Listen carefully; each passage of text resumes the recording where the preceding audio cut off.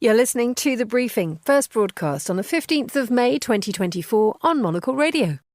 It's 1900 in Beijing, 1400 in Amman, midday here at Midori House in London and 4 a.m. in Los Angeles. You're listening to Monocle Radio. The Briefing starts now.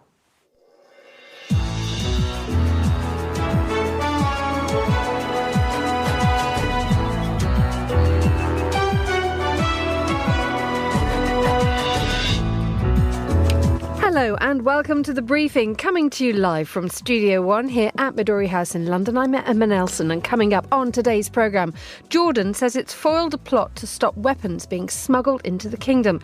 It's pointing the finger at Iran. We'll have the latest. Also ahead, Vladimir Putin says he backs China's plans for peace in Ukraine. We'll examine the timing of his comments and how it reflects the way the war has reshaped the world's relationships.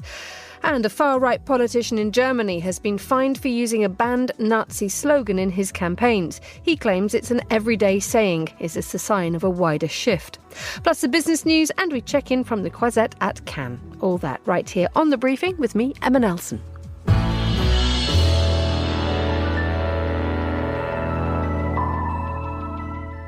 We begin today's programme with Jordan, a nation which has counted the United States as an ally for the best part of 4 decades.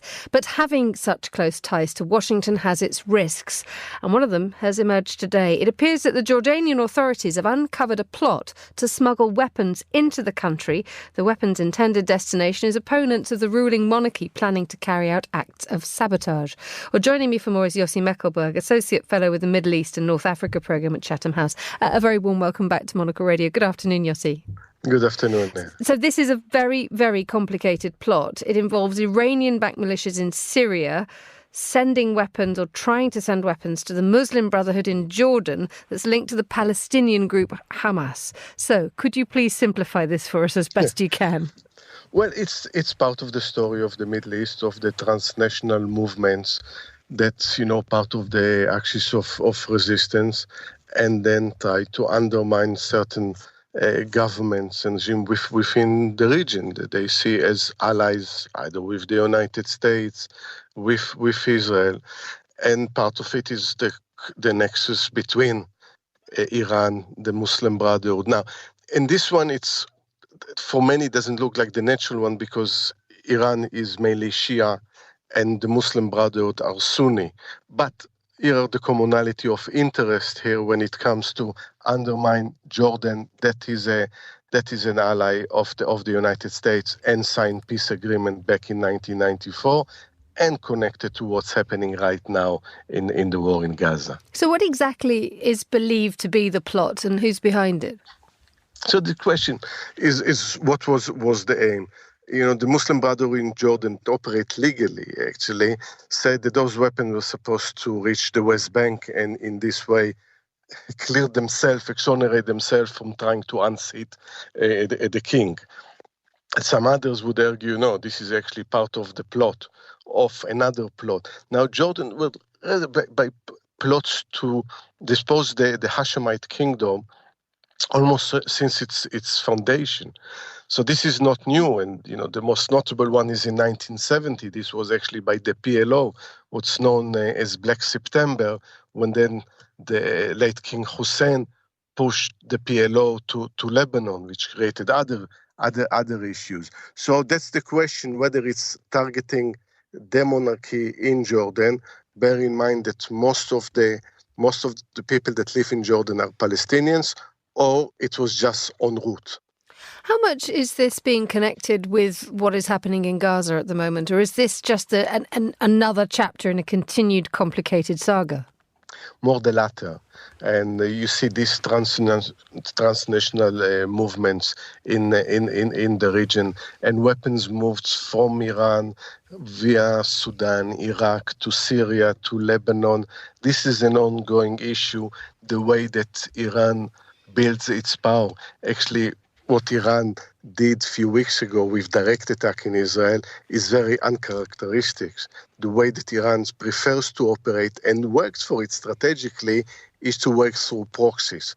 And by then, either encircle Israel, ensuring that its interests are served in the Red Sea or in the Gulf. That's the way they operate. And part of it is supplying weapons to groups that they work with them.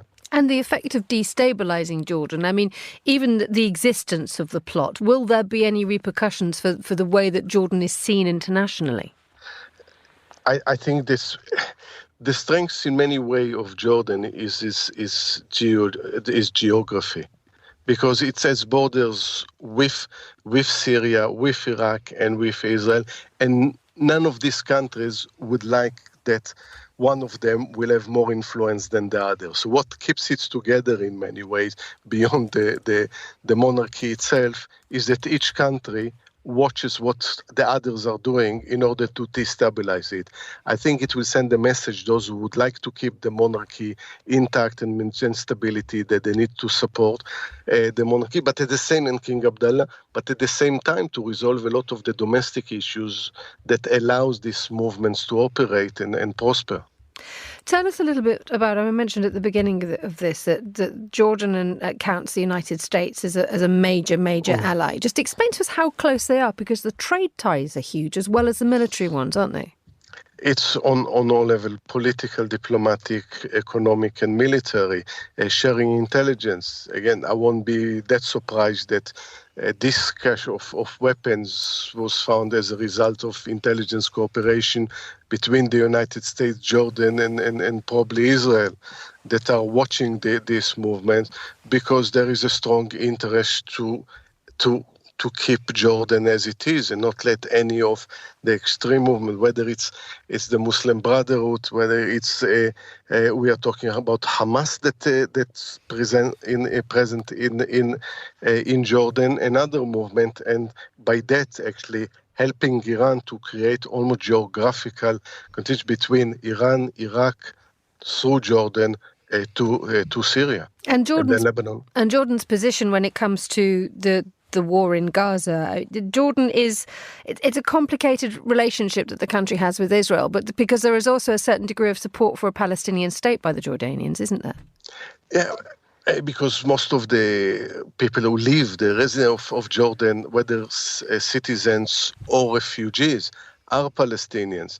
Then there is the issue of Jerusalem that is central to the role of Jordan and their historical position and role in the holy places in Jerusalem. So everything that happens in Gaza or in the West Bank automatically, because of demography, affects what happens in Jordan. Hence the interest of Jordan, because it signed peace agreements many years ago with Israel, so it's seen as responsible also for what happens with the Palestinians.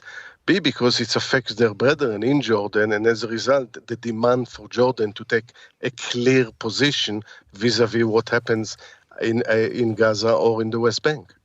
Yossi Meckelberg, thank you as ever for joining us on Monocle Radio. You're listening to The Briefing with me, Emma Nelson, where the time here in London is 12:08 p.m. Here's a quick summary now of the day's other news headlines from Carlotta Rebello. Thanks, Emma. Israeli tanks pushed deeper into Rafah last night, reaching some residential areas of the southern Gazan border city, where more than 1 million people had sought shelter. With fighting intensifying, Qatar's Prime Minister said ceasefire talks between Israel and Hamas, mediated by his country and Egypt, are at a stalemate. Singapore will inaugurate Lawrence Wong today as its new Prime Minister and fourth leader since independence 6 decades ago. Today's takeover completes a carefully calibrated power transfer designated to guarantee continuity in the wealthy city-state. Wong comes from a crop of so-called 4G leaders, a new generation of politicians handpicked by the long-ruling People's Action Party to take over the reins.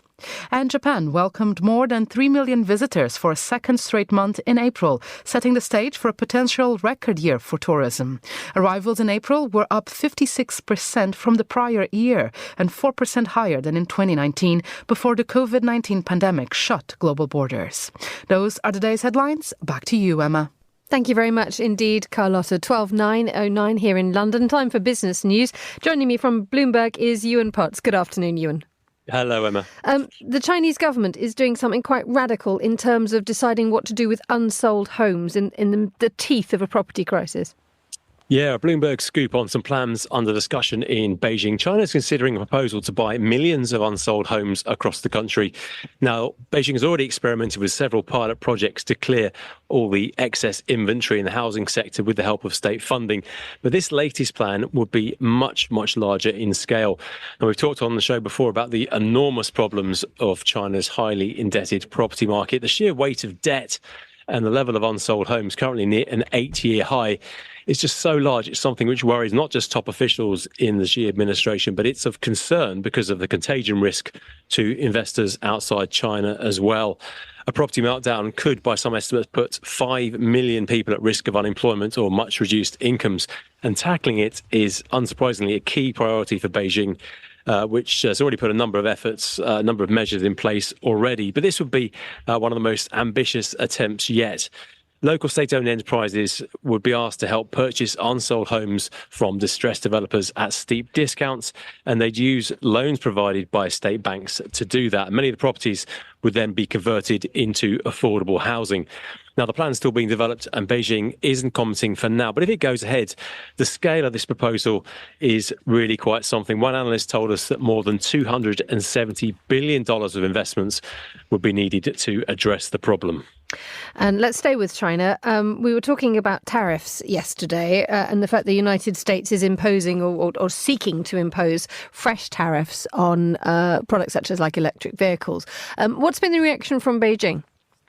Yeah, China has responded to the plans, vowing to take its own action. The Ministry of Commerce says that China will take, quote, resolute measures to safeguard its own rights and interests. The response comes after the US said it's hiking tariffs on Chinese imports on all sorts of things, including semiconductors, solar cells and critical minerals. Batteries are going to face a US levy of 25%. Electric vehicle tariffs will be more than 100%.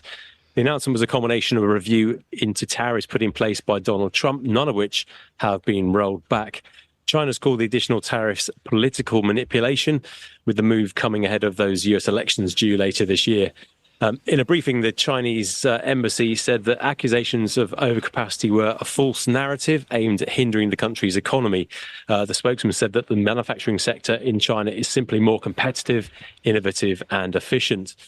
China, of course, in the past has responded forcefully to US tariffs with a tit-for-tat approach. We saw these back in 2018 when Donald Trump put all these tariffs in place in the first place. But analysts say this time they expect probably a more limited response from Beijing. One telling us that Beijing's leadership will be keen to avoid actions that make China the centre of the US presidential campaign. I think good luck with that one. But certainly something to keep an eye on. And I think we may hear more on this in the coming days. I don't doubt it. Ewan Potts, thank you so much for joining us on Monocle Radio. You're listening to The Briefing.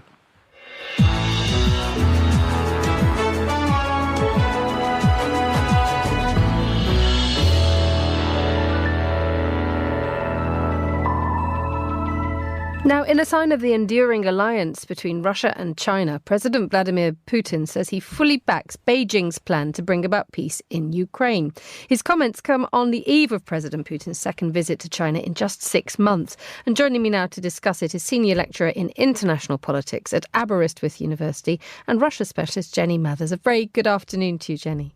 Good afternoon. So just recap, when did this plan from China actually materialise? It's not a recent thing, is it? No, it isn't. China first proposed this about 12 months ago during the Munich Security Conference in February of last year, and then released a sort of a document shortly thereafter, which set out these 12 points. So it's been around for a while.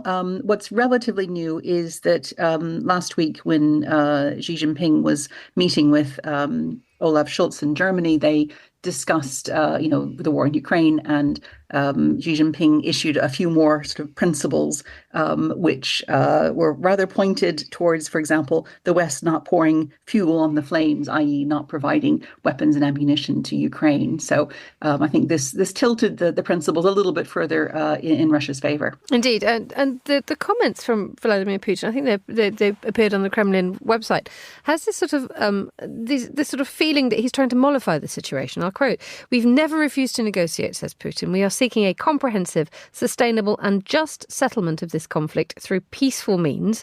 We are open to a dialogue on Ukraine Ukraine, but such negotiations must take into account the interests of all countries involved in the conflict, including ours. It is not often that Putin talks about the war, and it is not often that Putin talks about the war in sort of with that tone, is it? Well, I think what we're seeing here is Putin's efforts in advance of his trip to China to really, bend over backwards to praise China's position, to get in line with Beijing, to say, yes, of course, we're in favor of peace. And, he's praised the China's peace program and so on, in very, very, exalted terms or exaggerated terms. So I think this is an effort to improve and smooth those relationships with China more so than it's directed actually at the war in Ukraine. And so what role would China play in any kind of attempts to bring about peace? Because we'll come to what the rest of the world might think of this in a moment. Well, this is the question. I mean, the Chinese peace plan is very vague, deliberately so. It calls for, ceasefire. It calls for safety of civilians. It calls for respect for UN principles, et cetera, et cetera. There's a few digs at the West for economic sanctions, but really it doesn't advance the discussions at all. And I think it represents the fact that China wants to be seen as, on the side of peace, wants to be seen as an important global player, but doesn't really want to come down strongly either, criticizing Russia or indeed criticizing the West too heavily. So it wants to stay on this sort of, appearance of sitting on the fence. And how much does this comment from Vladimir Putin ahead of his visit to China, how much does it emphasize the dependence of Moscow now on Beijing?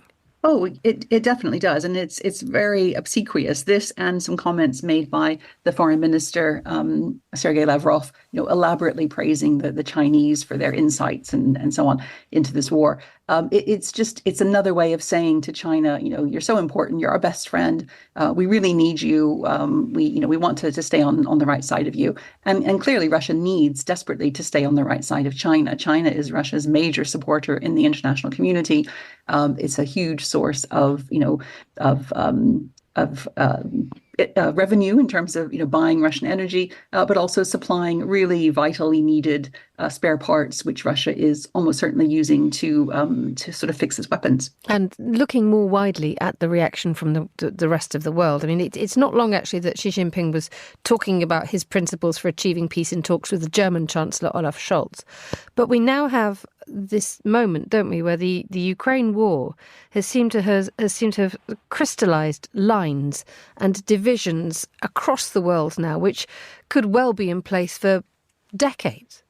Yes, it's hard to see either of these two sort of camps that have developed crossing over very much. It's hard to see very much space for compromise and for moving forward. And I think, again, we've said this before when we're talking about the war in Ukraine, it's going to come down to what happens on the battlefield. Because as long as both Russia and Ukraine feel that they are in a position to make gains, maybe not right now, but in the future, then they're not going to see the interest in negotiating, and they're not going to see the interest in really firmly looking for a peace settlement. There's no sign of compromise because Zelensky's peace plan calls for Russia to be to leave all of the occupied territories and so on. Putin really wants to keep control of these areas that he's claimed to have annexed, and he wants some sort of assurances that Ukraine won't join NATO, that it won't be sort of a heavily well-armed state, and so far those two positions are irreconcilable. Jenny Mathers, thank you as ever for joining us on Monocle Radio. You're listening to The Briefing.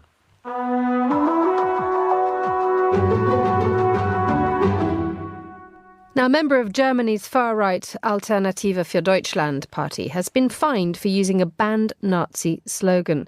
Björn Höcke, a former history teacher, denied during the trial knowing the origin of the slogan he used on his campaign trails. Well, let's hear now from Alexander Clarkson, who's a lecturer for German and European Studies at King's College London. Good afternoon, Alexander.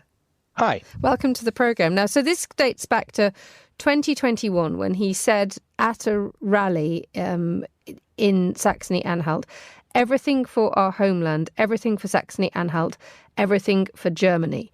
And that final phrase dates back to the time before the war when this was used by one of the most brutal units of the Nazis.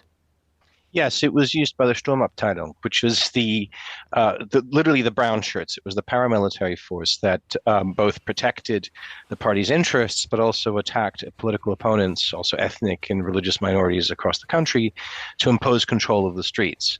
So it's a highly provocative slogan, which also has its origins in border wars and confrontations between Freikorps, those are paramilitary units, and neighboring states like Poland or in the Baltics and so on. So it has multiple meanings, which is one of the reasons why the German state reacts so neuralgically to the use of these kinds of slogans today.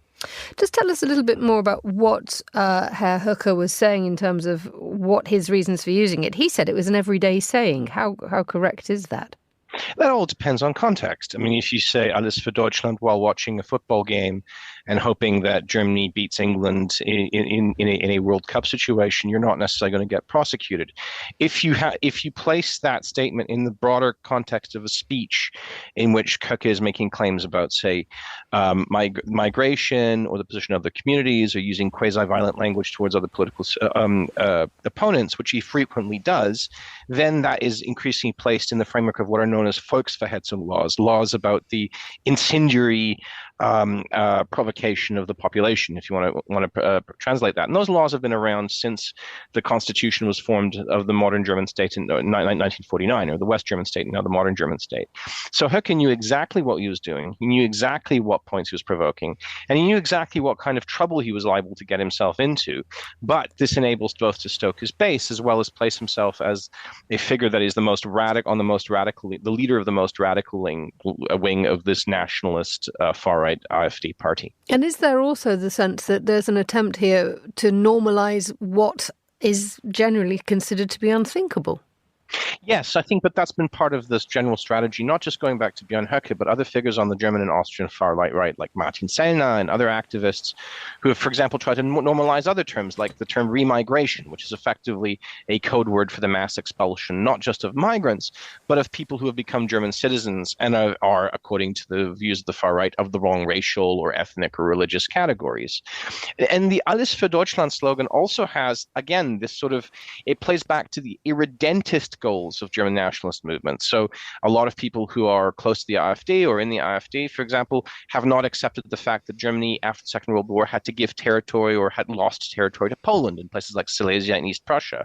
So Alles für Deutschland, everything for Germany, can also have territorial connotations that could increase tensions between Germany and Polish or Germany and Czech society. And this all has to be kept in mind by German prosecutors and the German government, that this isn't just about German domestic politics. This is about Germany's place in Europe. It does seem to be a job for the courts, doesn't it, to try to make sure that checks are kept on AfD and the far-right movement. I think it's not long ago that a regional court upheld AfD's suspected extremist status, and that would, to a certain degree, allow German intelligence to basically spy on and investigate members of AfD. I mean, how well equipped is Germany to deal with what is clearly a serious threat? I think it's a very, very difficult balance to strike. I mean, in one sense, these kind of court processes allow judges and lawyers to go through the contextuality, in what context were these things said and how were they said and what was the ultimate meaning that was meant. So the court framework, a legal framework, takes this a little bit out of the kind of political debate and enables a kind of a wider judgment to be made about how far and how long far the AfD is going.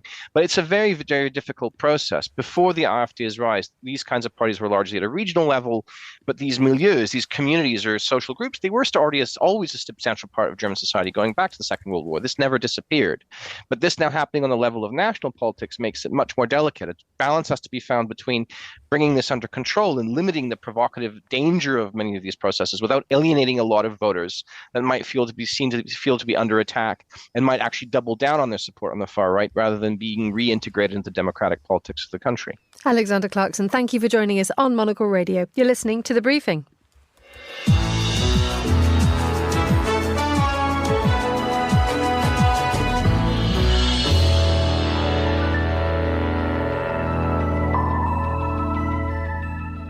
Finally, let's head to France, where the annual glitz and glamour that is Cannes Film Festival is well underway. Joining me for more is Karen Krasanovic, film critic, regular Monocle Radio contributor, our woman on the ground at the Palais des Festivals Congrès. Good afternoon.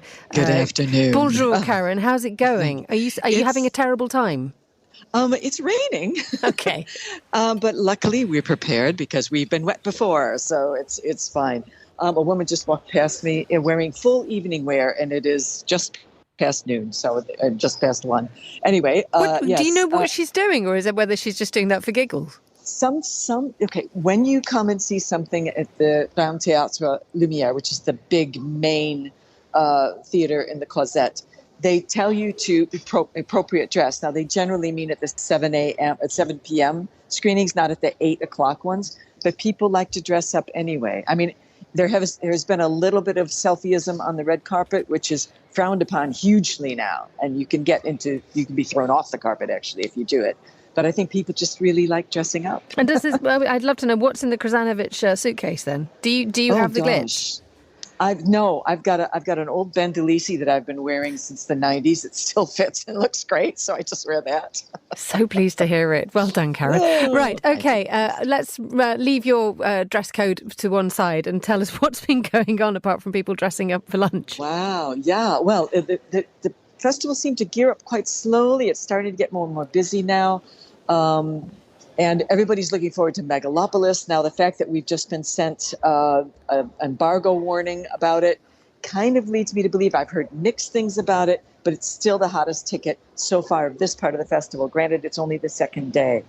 So this morning I saw the opening night film, which was last night, which is the Canton des Pieux. I worked very hard on that, which is basically, he makes a film every year, and this is a very loose comedy. It's going to make a lot of headlines, I think, in France because it's very intellectual and it's very silly. And it's about, spoiler alert, I suppose, it's about a film that's directed by AI. So there. And it's good. It's fun. It's irritating, but it's also fun, and it's short.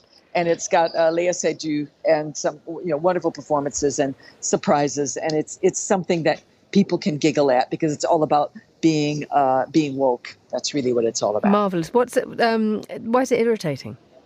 There's a lot of repetition, and you could shorten it up. And the dolly, there's a very long dolly track at the end showing you the track of the dolly, literally.